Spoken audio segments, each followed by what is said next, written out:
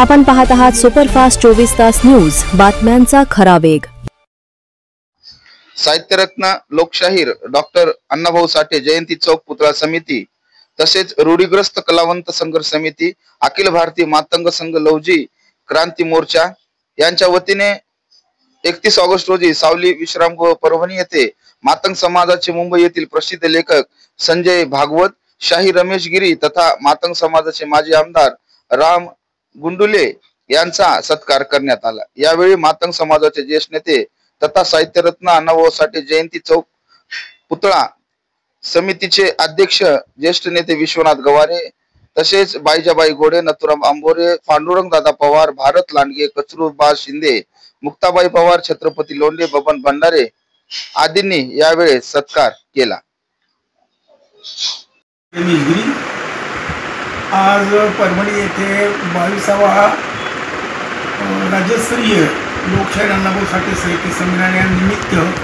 अध्यक्ष म्हणून मला बोलवलेलं आहे आणि आज मला हे कलाकार मंडळी भेटलेली आहे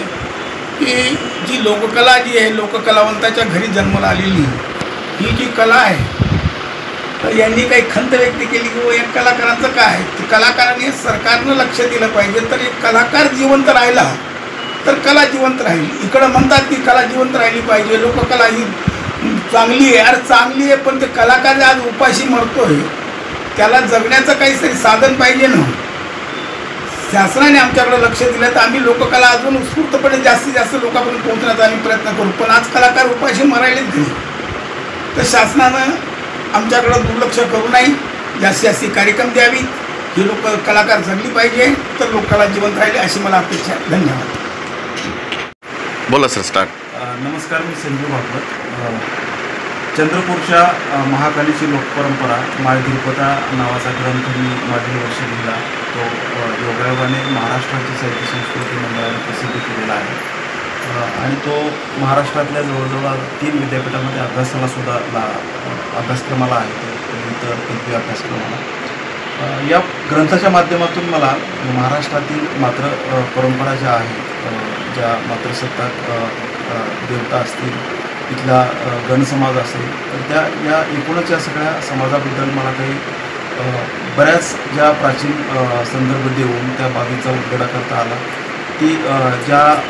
परंपरा आहेत त्या परंपरा पहिल्यांदा मांडून ते समाजापर्यंत आणता आल्या,